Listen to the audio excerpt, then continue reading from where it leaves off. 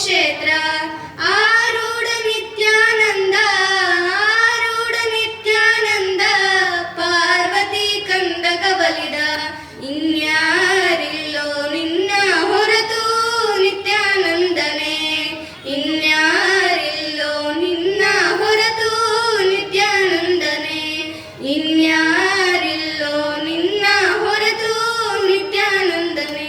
ಧನ್ಯವಾದಗಳು.